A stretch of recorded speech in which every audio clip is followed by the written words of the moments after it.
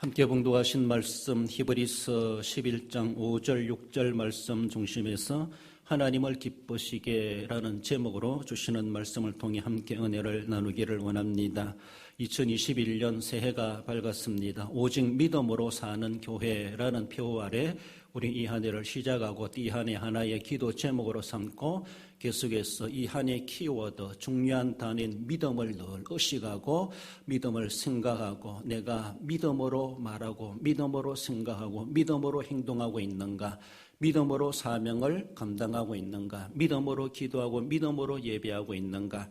그렇으면 늘 믿음을 우리는 의식해야 될 것이고 믿음의 거룩한 부담을 가질 수 있어야 될 것이고, 그러면서 믿음이 새로워지고 믿음이 성장하고 그 믿음의 능력 있는 믿음이 되어서 하나님 앞에 내년 이맘때에 갔을 때 1년 이후에 정말로 많이 컸구나, 믿음이 성장했구나, 믿음의 많은 열매를 맺었구나, 우리 주님 앞에 그렇게 평가받을 수 있는 이 하나가 될 수 있도록 해가야 할 것입니다. 하나님을 기쁘시게 한다고 하는 것은 인간의 인생의 제일 되는 목적이다, 이렇게 말을 할 수가 있습니다.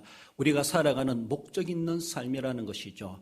우리가 왜 살아가는가, 무엇을 위해 살아가는가, 그 목적은 하나님을 영화롭게 하는 겁니다. 하나님을 기쁘시게 하는 겁니다. 하나님을 영광되게 하는 겁니다. 이것이 우리 인생에게 주어진 최고의 목적입니다. 이것 외에 다른 목적을 이 자리에 올려놓을 수가 없고 다른 목적을 우리는 우선시할 수가 없습니다. 다른 인생의 목적도 있다고 말하지만 그것은 다 차선이다라고 말할 수 있습니다. 가장 먼저 우리가 생각해야 될 것은 하나님의 영광, 하나님을 기쁘시게 하고 있는가, 하나님을 기쁘시게 했을 때에 하나님이 우리에게 섭리해 주시는 그 은혜는 우리가 구하지 않은 것까지라도 우리에게 행복하게 베풀어 주시는 하나님의 은혜가 있다는 것을 우리는 믿고 있습니다.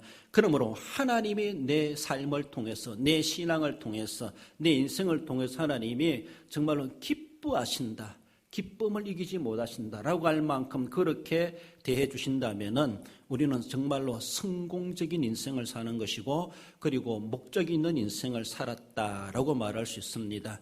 세상에서 아무리 걸출하게, 뛰어나게, 남다르게 또 난 사람으로 살아갔다 할지라도 하나님 앞에 하나님을 기쁘시게 하지 못했다라면은 그 인생은 불행한 인생이 될 수밖에 없다는 사실을 우리는 생각하며, 비록 세상에서 누가 뭘 한다 할지라도 하나님이 나를 기쁘시게 하시고 나를 통해 기쁨을 받으시고 나를 그렇게 기뻐해 주신다라고 생각했을 때 우리는 결코 후회 없는 인생이다, 그리고 가장 보람되고 가장 목적 있는 인생을 살았다라고 말할 수 있습니다. 오늘 본문에서는 하나님을 기쁘시게 한 한 사람, 바로 많은 사람들 중에서 에녹을 소개해 주고 있습니다. 에녹의 삶을 통해서 보면 그의 아버지는 야렛인데 그는 962세를 살았는데 162세의 에녹을 낳았다, 그렇게 말합니다. 에녹은 365세를 살았는데 65세에 그의 아들 모두셀라를 낳았다고 하며 300년간 하나님과 동행했다, 그렇게 성경은 소개해 주고 있습니다. 모두셀라는 969세를 살았죠. 그의 아들이 라멕이요, 라멕의 아들이 노아죠. 그렇게 족보가 연결되어가는 아주 믿음의 가문을 그렇게 보여주고 있습니다. 노아 홍수 이전에 이러한 믿음의 사람들, 선조들이 있었다는 것이 얼마나 귀한 은혜였던가. 그래도 그 시대에 하나님과 동행했던 그 인물 중에 또한 한 사람, 다른 조상들도 참 위대한 인생을 살아갔지만은 그중에 본문에서는 에녹을 남다르게 그렇게 소개해 주고 있는 것을 볼 수가 있습니다. 그가 하나님을 기쁘시게 했다, 그런 하나님과 동행했다, 이렇게 표현하고 있는데 에녹이 하나님 앞에 어떻게 하나님을 기쁘시게 했을까? 우리도 하나님을 기쁘시게 하는 그런 삶을 살아가는 것이 우리에게 꼭 필요한데 본문의 말씀을 통해서 우리가 함께 도전받기를 원합니다. 하나님을 기쁘시게라는 자에 주시는 말씀 먼저는 유일한 방편이다라고 말하고 있습니다. 그것은 바로 믿음이 유일한 방편이다라고 하는 것이죠. 본문 말씀에 믿음이 없이는 하나님을 기쁘시게 하지 못하나니, 에녹이 하나님을 기쁘시게 했던 그 유일한 방편이 있었다면 믿음이라고 하는 것을 히브리서 기자는 소개해 주고 있습니다. 그래서 믿음이 없이는 하나님을 기쁘시게 하지 못하나니, 없다, 없이는, 이 말이라고 하는 것은 코리스라는 그런 히브리 단어를 사용하고 있는데 아니면, 외에, 이런 말입니다. 믿음이 아니면, 믿음 외에는 하나님을 기쁘시게 할 수가 없다, 그런 말입니다. 그렇습니다. 하나님을 기쁘시게 한 신뢰를 두고 오늘 본문은 에녹을 그렇게 소개하고 있는데 5절 말씀에서 보면은 믿음으로 에녹은 죽음을 보지 않고 옮겨졌으니 하나님이 그를 옮기심으로 다시 보이지 아니하였느니라. 그는 옮기지기 전에 하나님을 기쁘시게 하는 자라 하는 종거를 받았느니라. 얼마나 귀한 삶을 살아왔던가 그 에녹을 말씀해 주고 있죠. 오늘 본문의 말씀 5절 말씀은 어쩌면 창세기 5장 24절을 배경으로 설명해 주고 있는 내용이죠. 에녹이 하나님과 동행하더니 하나님이 그를 데려가심으로 세상에 있지 아니하였더라라고 말하고 있습니다. 오늘 본문에서 에녹이 하나님을 기쁘시게 했던 그 수단이 있다라면은 오직 믿음이라고 소개해주고 히브리서는 이야기해주고 있는데 창세기 5장에서는 그가 어떻게 하나님을 기쁘시게 했는가? 하나님과 동행했다. 이 동행했다는 것이 하나님을 기쁘시게 한 행동적인 모습을 말씀해 줍니다. 그 동행한다고 하는 것은 할라크라는 그런 말인데 간다, 온다, 걷다. 우리 살아가면서 살아가는 모든 우리의 살아가는 행동 것이 이것을 가리켜서 이렇게 할라크 그런 단어로 의미해 주고 있습니다. 동행했다는 것이죠. 갈 때만 동행하고 올 때는 동행 안 하고 그런 것이 아니죠. 가든지 오든지 걷든지 앉든지 서든지 그리고 무엇을 하든지 우리의 전 인격적인 삶, 전 생활 속에서 늘 하나님과 동행했다. 먹든지 마시든지 자든지 쉬든지 일하든지 어디에서 있든지 늘 하나님과 동행하는 삶. 그렇게 65세에 모두세를 낳고 300년 동안 하나님과 동행했다라고 말하고 있죠. 어쩌면 그가 365세를 살아가면서 전생애 가운데 하나님이 기뻐하시는 삶을 가정이 의미에 살아가는 삶이든지 그리고 자녀들을 다 생산하고 남은 생애를 살아가는 삶이었던지 간에 한마디로 그의 삶을 두고 하나님과 동행하더니라고 그렇게 표현해 주고 있습니다. 하나님과 동행하는 삶, 그 삶이 바로 에녹은 하나님을 기쁘시게 했던 생활로 성경은 말해주고 있습니다. 다른 조상들에 대해서는 태어나서 죽었더라 이렇게 표현하고 있는데 창세기서에서는 하나님이 데려가심으로 세상에 있지 않았다 그렇게 말합니다. 데려가심으로 있지 않았다. 우리가 하나님이 데려가셨습니다. 오늘날 우리가 사람이 성도가 죽었을 때도 소천되었다. 하나님의 하늘의 부름을 받았다 이렇게 표현하죠. 하나님이 그를 데려가심으로 그가 그에 남겨진 육체를 우리는 장례 절차를 거행하게 되는 것을 볼 수 있죠. 죽었다 이런 표현이기도 합니다. 그러나 창세기에서는 하나님이 데려가심으로 세상에 있지 않았다. 이 말씀으로 바라보면은 그가 죽었는지 살아서 성천했는지 전혀 그렇게 구분이 잘 안 되지만은 어쩌면 히브리서 기자는 그를 죽음을 보지 않고 하나님께로 옮기셨다라고 그렇게 표현하고 있습니다. 한마디로 하나님이 그를 데려가셨는데 산채로 데려가셨다는 것이죠. 오늘 일반적인 우리의 생명이 끝나는 것은 하나님이 그 영혼을 먼저 불러가시는 것이죠.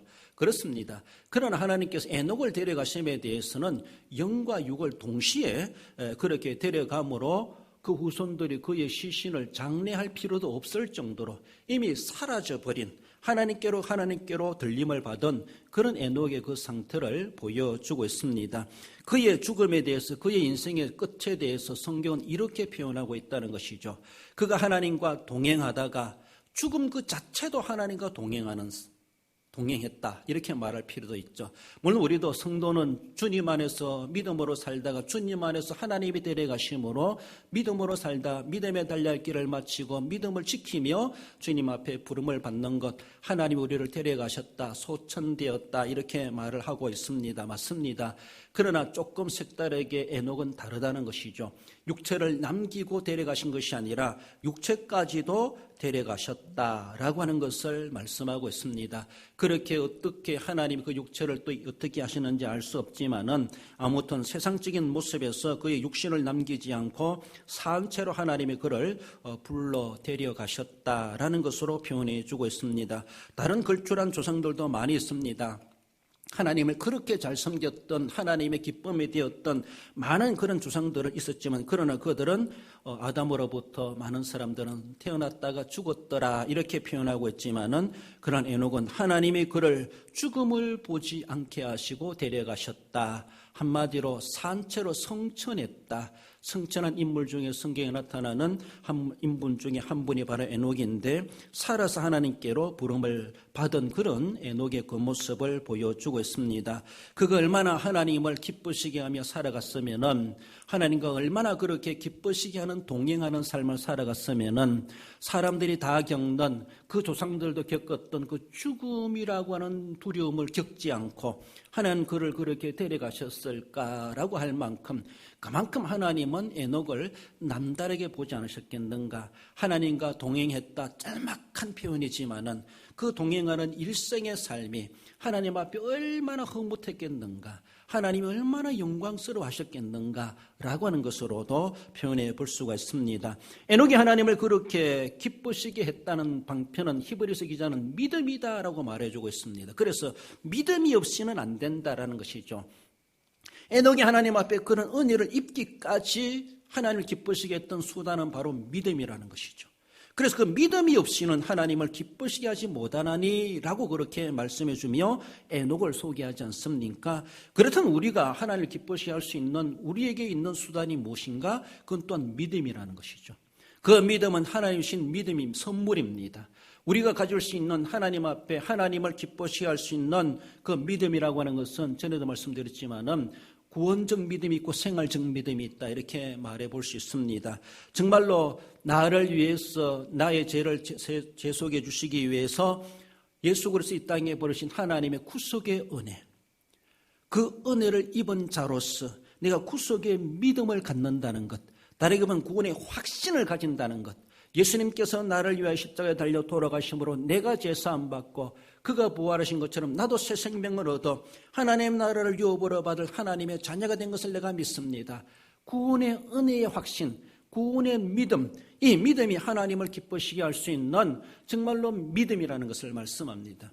우리에게 십자가의 은혜, 십자가의 믿음이었다라면 하나님을 기쁘시게 할 수 있을까? 그건 불가능하다고 봅니다. 오늘 본문에서 믿음이 없이는, 우리가 추구해야 될 그 믿음은 구원의 확신, 구원적 믿음, 드러난 구원적 믿음을 근거로 해서 생활 속에서 드러나는 그 믿음까지도 포괄할 수가 있습니다. 예수님께서 우리를 위해서 나를 위해 십자가에 달려 돌아가신 그 은혜를 마음에 새기며 그 믿음을 가지고 그 믿음의 도전을 받고 그 믿음의 거룩한 부담을 가지고 살아가다 보니까 하나님이 기뻐하시는 일을 하지 않을 수가 없다는 것이죠.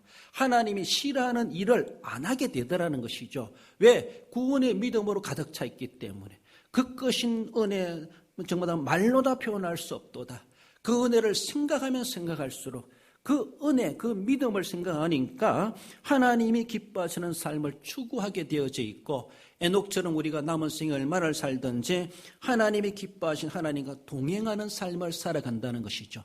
하나님이 가시는 곳에 함께 동행하는 것입니다. 하나님 따로 나 따로 가는 것이 아닙니다. 하나님과 방향이 달라지는 것도 아닙니다. 하나님과 생각이 다른 것이 아닙니다. 생각도 같고 방향도 같고 어쩌면 하나님의 마음이 내 마음이고 내 마음이 하나님의 마음이다라고 할 만큼 어쩌면 하나님 똑같이 내 생각처럼 똑같은 생각을 하셨습니까? 라고 할 정도로 동행했다는 것이죠. 동행.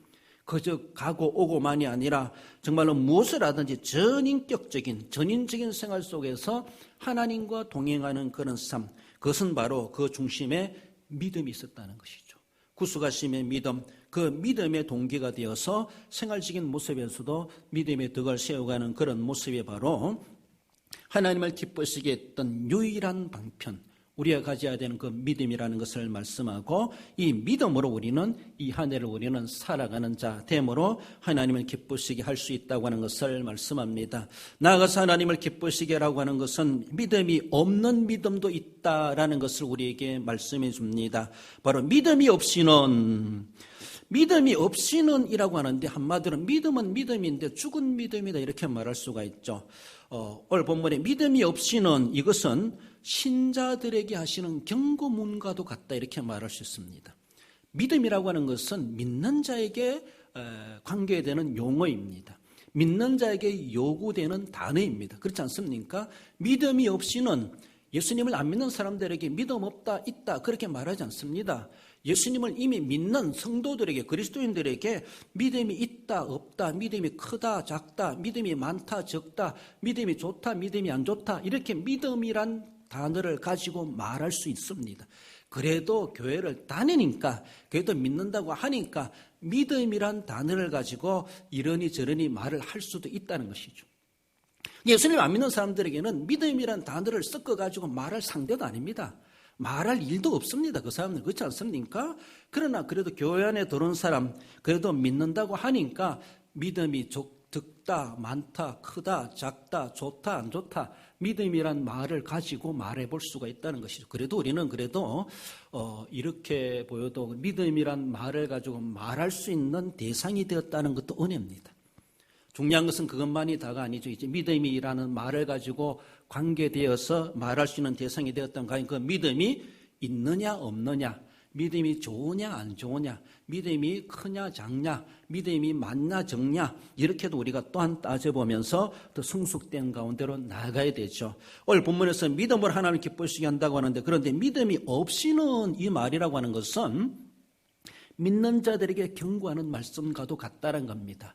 일반적으로 생각해 볼 때 우리가 믿는데 믿음은 없는 것 같다 이렇게 말하죠. 저 사람은 남자인데 남자 같지 않다. 뭐 좋게도 안 좋게도 이렇게 말해볼 수 있죠. 저 사람은 여자인데 여자 같지 않다 이렇게 말하죠. 저 사람 애는 애인데 애 같지 않다 이렇게 말하죠. 또 나쁘게 말하면 지금 인간인데 인간 같지 않다 이렇게 말하기도 하죠. 그렇습니다. 부정적인 용어로, 부정적인 의미로 우리가 믿음이 없이는 라고 생각해 볼 수 있습니다. 뭔가 그래 돼야 되는데 그렇지 못하다는 것이죠. 안타까움을 이야기하는 것이죠. 인간인데 인간 같지 않다는 것이죠. 인간 맛도 못한 인간이다 이런 모습으로 이야기하는 것이죠. 신자는 신자인데 신자답지 못하다. 교인은 교인인데 교인답지 못하다. 교인은 교인입니다.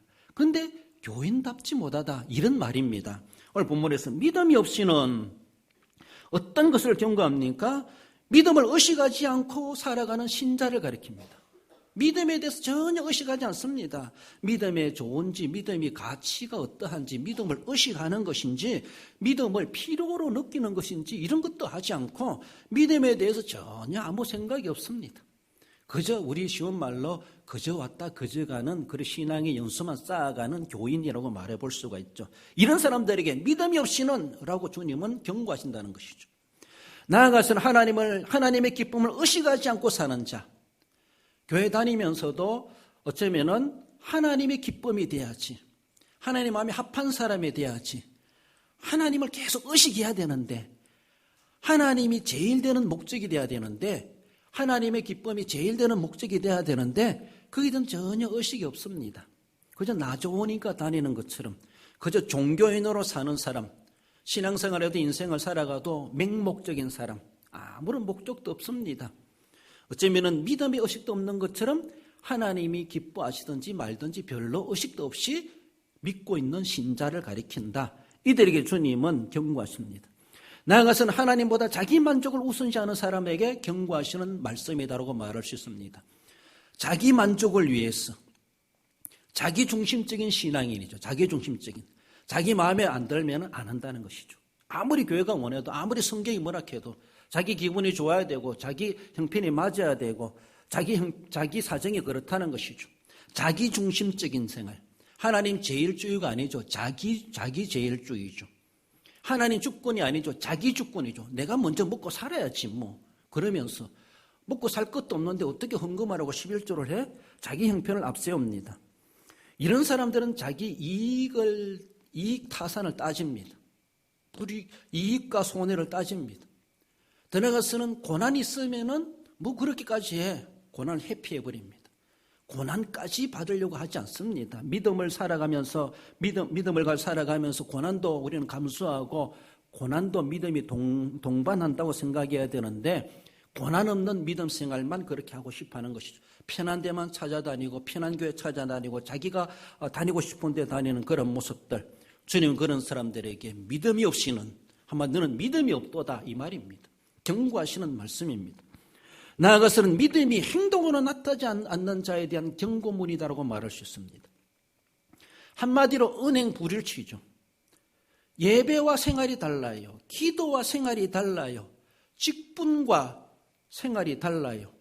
자기가 말한 것과 주장한 것과 달라요. 삶이 달라. 우리 이것은 나중에도 다시 살펴봐야 될 내용이 이건데, 우리는 정말로 우리가 은행 일치되는 100% 은행 일치되어 살아갈 사람이 세상에 아무도 없다고 말할 수 있습니다. 사회적으로 정치적으로 볼 때 대통령인들 아무리 권력을 가지고 있다고 자기 마음대로 할 수 있나요? 자기가 공약해놓고도 못할 수 있습니다. 그렇지 않습니까? 그렇습니다. 아무리 독자자를 할지라도 그렇게 못할 수 있습니다. 말했다고 해서 다 자기가 다 행동하느냐, 다 할 수 있느냐? 그렇지 못합니다.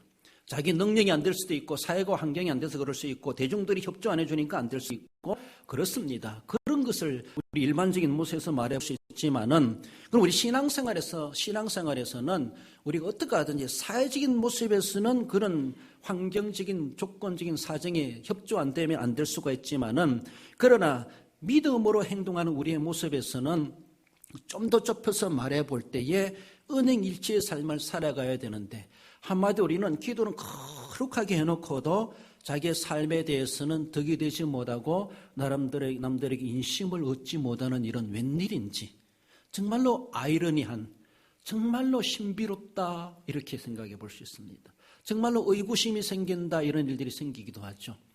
그렇게 교회를 사랑한다면서도 교회가 힘들고 어렵고 뭔가 필요로 할 때는 얼굴이 보이지 않는 그런 모습.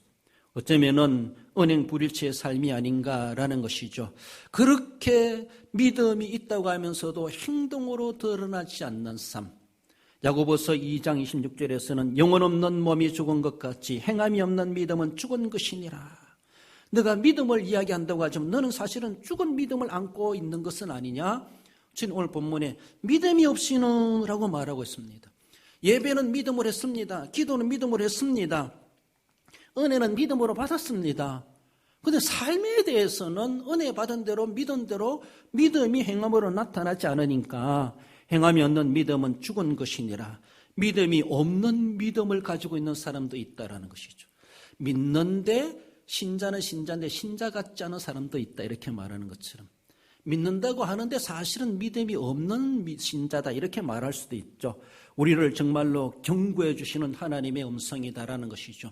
우리 이 한 해에 오직 믿음으로라고 말해 볼 수 있는데 과연 다른 건 몰라도 정말로 나는 오직 믿음은 가지고 있는가? 다른 건 몰라도 오직 믿음만은 나는 사소해 가야 된다. 믿음은 내가 행동으로 드러내야 된다. 이런 우리의 도전이 있어야 될 것이고 한편에서는 에녹도 그 시대에 많은 힘든 어려운 세상 가운데 살아갔다 할지라도 그는 오직 하나님을 기쁘시게 하는 자라고 인정을 받았다는 것이죠. 어떻게 하면 그렇게 행함 있는 믿음으로 살아갔기 때문에 하나님을 기쁘시게 했을까라는 것이죠.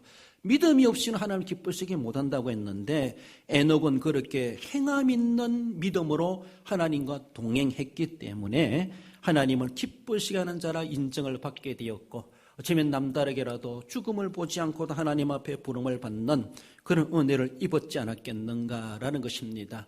우리도 언젠가는 다 죽음의 날을 맞이할 수밖에 없겠지만 그러나 그날이 이르기까지 주님의 부르심을 받는 그날까지 내가 정말로 행함 있는 믿음으로 하나님을 기쁘시게 해야지 속으로만 아니죠. 마음으로 기도로만 예배로 교회에서만 주일날만 하는 것이 아니라 일상적인 삶 속에서 정말로 그 믿음이 교회 안에서보다 교회 밖에서 더 드러나야 되고 내가 주장하고 기도하고 말씀 그렇게 생각했던 그 이상으로 삶의 현장에서 믿음이 행함으로 드러나는 정말로 믿음 있는 주님과 동행하는 삶을 살아갔을 때 주님과 동행하는 그 삶 자체가 믿음이죠. 그렇지 않습니까? 주님 가신 길에 다 따라가는 겁니다. 내가 원하는 곳에 가고 싶지만은 주님 때문에 못 가는 겁니다. 억지로라도 따라가는 그 자체가 믿음이죠. 그 믿음에 행함이 있는 삶을 살아갔을 때 하나님이 기쁘시게 했던 에녹처럼 우리에게 그 믿음을 주님은 요구하고 계시다라는 것입니다. 믿음이 있는 믿음의 사람이 되어야 되죠. 믿음이 없는 성도가 아니라 믿음이 있는 믿음의 사람, 행하는 믿음입니다. 성령 충만한 사람입니다. 그 사람은 정말 성령의 감동을 잊고 살아가는 사람이라 말할 수 있습니다. 자기 감동대로 자기 형편대로 사는 삶이 아닙니다. 성령의 감동, 성령 충만은 일상을 초월한다고 말할 수 있습니다. 전에도 말씀드렸지만은 성령에 감동됐다고 하는 것, 성령 충만하다는 것은 쉬운 말로 본정신으로 행동하지 못할 일도 하게 하신다는 것이죠. 평소에는 못했는데 성령 충만하니까, 성령이 감동하시니까, 성령이 재촉해 주시니까 안 할 수가 없다는 것이, 안 할 수가 없습니다. 평소에는 아까워서도 못했는데 성령이 감동해 주시니까 그때는 아까운 줄 모르고 쓸 수도 있고 헌신할 수도 있고 충성한다는 것이죠. 그렇습니다. 능력 있는 믿음의 사람, 하나님을 기쁘시게 하는 믿음, 주님은 그것을 필요로 하고 있고 오늘 우리 교회도 그런 믿음의 일꾼을 하나님은 요청하고 계시다라는 것입니다. 내가 이 한 해 동안에 그런 믿음의 사람이 되어서 행함 있는 믿음의 사람으로서 하나님의 교회에 행동적으로 섬겨가야지. 내 행동이, 내 삶이 믿음 있는 행동이 돼야지 늘 그런 의식 속에서 주님을 기쁘시게 하는 우리의 삶이 되어야 할 것입니다. 마지막으로는 하나님을 기쁘시게라고 하는 것은 살아있는 믿음이 있다고 하는 것을 말씀합니다. 한마디로 행동하는 믿음이죠. 본문 말씀에 반드시 그가 계신 것과 또한 그가 자기를 찾는 자들에게 상 주시는 이심을 믿어야 할지니라고 말씀하고 있습니다. 오늘 본문에서 살아있다라는 것이 뭡니까? 하나님이 살아계시다는 것이죠. 하나님이 살아계시다는 겁니다. 반드시 그가 계신 것과 하나님은 살아계시다는 것입니다. 이것은 그렇게 강조사항도 아닙니다. 왜? 하나님이 계시다는 것을 전제하고 성경을 시작하기 때문에 하나님이 어떻게 살아계시는가, 어떻게 영존하시는가 따질 일이 아닙니다. 그건 하나님의 세계입니다. 하나님이 계시는 것을 인증하고 태초에 천지가 창조되었습니다. 하나님의 살아계심은 강조사항도 아닙니다. 오늘 본문에서는 반드시 그가 계신 것과 너무나 원론적이고 기초적인 내용이지만 우리에게 그것을 강조해 주고 있습니다. 하나님이 살아계신 것, 생생하게 살아계시다. 어떤 분은 하나님은 시퍼렇게 살아계시다. 어떤 사람은 하나님이 시뻘겋게 살아계신 하나님이시다. 이렇게 말하죠. 생생하게 영존하시는 하나님. 하나님의 살아계심 앞에 우리는 그 존전 앞에 내가 숨쉬고 있습니다. 하나님이 살아계신 그 앞에 내가 지금 알짱거리고 살아가고 있습니다. 이것이 그 앞에 있는 내가 얼마나 두렵겠습니까? 얼마나 하나님이 영광 앞에, 위엄 앞에 우리가 정말로 오그라들겠습니까? 그런 자세일 수밖에 없죠. 하나님이 얼마나 위대하신 분이신가를 안다라면 내가 하나님의 그 위대하신 존전 앞에 지금 숨쉬고 있다고 하는 것을 자기가 인정한다라면 정말로 그 행동이 함부로 움직이지 못할 겁니다. 우리 어떤 권세 앞에, 어떤 두려운 일 앞에 갔을 때는 어떻게 하든지 잘 보이려고 어떠한지 저 자세로 최선의 예를 갖춰가면서 그렇게 해야 하는 것처럼 내가 살아계신 하나님이 살아계시다는 것, 살아계신 하나님 앞에 내가 지금 숨쉬고 있다고 하는 걸 생각했을 때에 내가 정말로 몸조심하지 않을 수가 없다는 것이죠. 하나님이 기뻐하시는 행동을 하지 않을 수가 없다는 것이죠. 하나님이 보기 싫어하는 행동을 하겠습니까? 하나님이 슬퍼하시고 화낼 일을 거기서 할 수 있겠습니까? 못한다는 것입니다. 살아계신 하나님을 인식하라는 것이죠. 나아가서는 또 신자는 산자 같은 믿음을 가지라는 것이죠. 하나님의 살아계심을 의식하고 나는 지금 살아있는가? 나는 산자같이 살아있는가? 나는 산자 같은 믿음을 가지고 있는가? 살아있는 믿음을 가지고 하나님 앞에 있는가? 죽은 믿음을 가지고 거기서 살아가고 있는가? 제대로 이런 알지도 못하고 있는 것은 아닌가라는 것이죠. 그가 자기를 찾는 자들에게 상 주시는 이심을 믿어야 할지니라. 자기를 찾는다는 건 뭡니까? 찾는다는 것은 에크제테오라는 그런 단어를 사용하고 있는데 찾다, 조사하다, 탐색하다, 애쓰다 이런 의미를 가지고 있습니다. 찾는다고 하는 것은 행동적인 것을 이야기하죠. 애쓰는 겁니다. 노력하는 겁니다. 부지런한 겁니다. 살아있는 사람이 할 수 있는 행동을 이야기합니다. 죽은 자의 모습을 이야기하지 않습니다. 정적인 것이 이야기하지 않습니다. 자기를 찾는 자들에게 누가 찾습니까? 신자가 찾죠. 성도들이 찾아야 되죠. 찾는 행동 우리가 필요하죠. 이것이 살아있는 자의 삶의 모습입니다. 죽은 자는 찾지도 않습니다. 찾을 줄도 모릅니다. 그가 자기를 찾는 자를 주님은 눈여겨보십니다. 자기를 찾는 자를 주님은 기억해 주십니다. 그리고 찾는 대로 하나님은 상을 주십니다. 이런 살아계신 하나님과 하나님도 살아계시고 나도 살아있는 믿음을 가지고 함께 조화로운 모습이죠. 하나님은 살아계신데 내 믿음이 죽어 있더라면 무슨 소용이 있습니까? 하나님 여전히 살아계시기 때문에 살아있는 믿음을 하나님 요구하십니다. 가만히 있는 사람을 요구하는 것이 아니라 찾는 자를 하나님은 찾으십니다. 찾고 두드리고 구해야 되죠. 하나님은 그런 사람들에게 관심이 있으십니다. 왜? 하나님은 살아계시기 때문에. 하나님이 살아계시기 때문에. 공감성이 있지 않습니까? 그렇습니다. 뭔가 우리가 동일시 나와 좀 비슷한 사람, 같은 입장에 있는 사람이 있으면 참 뭔가 마음이 가죠. 당신과 나는 형편이 똑같네요. 참 서로가 위로가 될 수가 있습니다. 하나님도 마찬가지예요. 하나님이 그렇게 살아계신데 살아있는 믿음을 요구하십니다. 하나님과 공감성을 가질 수가 있습니다. 하나님이 그렇게 관심을 가질 수가 있습니다. 그렇습니다. 늘 찾아야 되고 조사하듯이 탐색하듯이 우리는 애써가야 돼요. 믿음을 가만히 놔두는 것이 아니라는 것이죠. 믿음은 계속해서 움직여야 되는 것이죠. 신자는 가만히 있지 않고 움직이게 되어져 있습니다. 살아있는 자는 움직이게 되어 있어요. 어린 아기들이 가만히 있으면 아프다 그러죠. 걔들은 뭔가 장난을 치고 움직여야 되고 뭔가 어질러야 됩니다. 건강하다는 표현입니다. 그렇습니다. 정말로 살아있는 사람은 가만히 있지 않습니다. 움직이게 되어져 있습니다. 활동하게 되어져 있고 일하게 되어져 있고 무엇이든지 해내게 되어져 있습니다. 해냅니다. 정말 일하다가 사고를 치고 문제가 생기더라도 움직입니다. 살아있기 때문에 그렇게 하는 겁니다. 소극적이지 않습니다. 살아있는 사람은 정적이지 않습니다. 부정적이지 않습니다. 수동적이지 않습니다. 어떻습니까? 살아있는 사람은 적극적입니다. 살아있는 사람은 정적이지 않고 동적이다 이렇게 말할 수 있어요. 살아있는 사람은 부정적이지 아니하고 긍정적이다 이렇게 말할 수 있어요. 살아있는 사람은 수동적이지 아니하고 능동적이다 이렇게 말할 수 있어요. 많은 사람들이 책임 안 지려고 그저 수동적인 사람들이 수동적인 교회생활, 수동적인 직분생활, 수동적인 신앙생활 하는 사람 참 많아요. 책임 안 지고 싶다는 것이죠. 앞장 안 지고 싶다는 것이죠. 세상 말처럼 그저 중간쯤만 가면 된다는 것이죠. 많은 사람들이 있는 것에 그저 어울리는 것만 좋아하는 것이죠. 다른 사람이 다 노해도 아니다라고 자기는 이걸 주장할 줄 알아야 되죠. 내가 책임질게 할 수 있어야 되죠. 살아있는 사람은, 능력 있는 사람은 그렇게 말합니다. 그렇게 장담도 합니다. 다 안 해도 내 혼자도 합니다. 이렇게 큰 소리 칠 수 있습니다. 왜? 살아있기 때문에. 살아있으면서도 그만큼 능력이 있기 때문에. 물질의 능력이 있고 건강의 능력이 있고 지식의 능력이 있기 때문에 남들 다 안 해준다 할지라도 난 해낸다. 할 수 있다. 난 하겠다. 이렇게라도 말을 할 수가 있습니다. 왜? 살아있기 때문에. 살아있는 사람은 움직이게 되어져 있습니다. 살아있는 사람은 소극적이고 부정적이고 수동적이지 않습니다.